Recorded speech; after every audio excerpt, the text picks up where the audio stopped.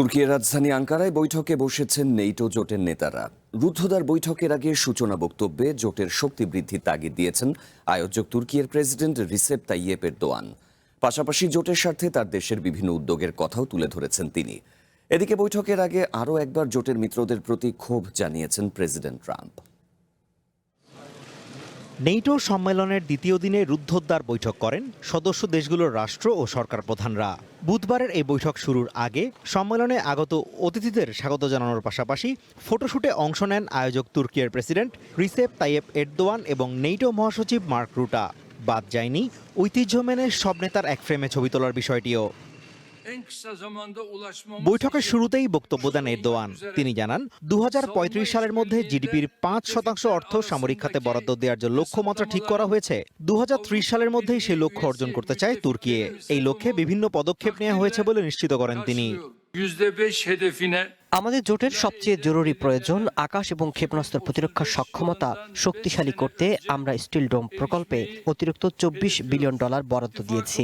ইউরোপের বৃহত্তম স্থল বাহিনী দেশ হিসেবে যখনই প্রয়োজন হবে তখনই আমাদের এই সক্ষমতা জোটের কাজে লাগানোর প্রস্তুতি নিচ্ছি আমরা। জোটকে শক্তিশালী করতে মিত্রদের মধ্যে প্রতিরক্ষা শিল্পে বিদ্যমান নিষেধাজ্ঞা বা বিধিনিষেধগুলো তুলে নেওয়া অত্যন্ত জরুরি বলে মনে করেন তুর্কির প্রেসিডেন্ট। দুটি বিষয় সমাধান করা অত্যন্ত জরুরি। প্রথমত, মিত্রদের মধ্যে প্রতিরক্ষা শিল্পে বিদ্যমান নিষেধাজ্ঞা বা বিধিনিষেধগুলোর অপসারণ করা। প্রতিরক্ষা শিল্প ফোরামে শিল্প এবং সরকারি কর্মকর্তা উভয় পক্ষই এই বার্তাটির উপর জোর দেওয়ায় আমি একে স্বাগত জানাই। দ্বিতীয়ত, আমাদের অবশ্যই এমন পদক্ষেপগুলো এড়িয়ে চলতে হবে যা জোটের অখণ্ডতা এবং সম্পর্ককে দুর্বল করতে পারে। রয়টার্স বলছে, এবারের সম্মেলনে নেটো জোটের নেতাদের লক্ষ্য একটাই, আর তা হলো জোটের প্রতি আবারও প্রতিশ্রুতিবদ্ধ হতে প্রেসিডেন্ট ট্রাম্পকে বোঝানো। ইরান যুদ্ধ এবং গ্রিনল্যান্ড নিয়ে ওয়াশিংটনের সাথে মিত্রদের দূরত্ব তৈরি হওয়ার প্রেক্ষাপটে এই সম্মেলনের গুরুত্ব অনেকটাই বেড়ে গেছে। তবে ট্রাম্প এত সহজে মানবার পাত্র নন। জোটের নেতাদের আনুষ্ঠানিক বৈঠকের আগে মহাসচিব রুটার সাথে বৈঠকে প্রেসিডেন্ট ট্রাম্প স্পেনের সাথে বাণিজ্য বন্ধের হুমকি দেন। তিনি দাবি করেন স্পেন পর্যাপ্ত অর্থ বরাদ্দ দিচ্ছে না। এরই মধ্যে তাদের সাথে বাণিজ্য বন্ধের নির্দেশ দিয়েছেন বলেও জানান আমেরিকার president. Spain is a terrible partner in NATO.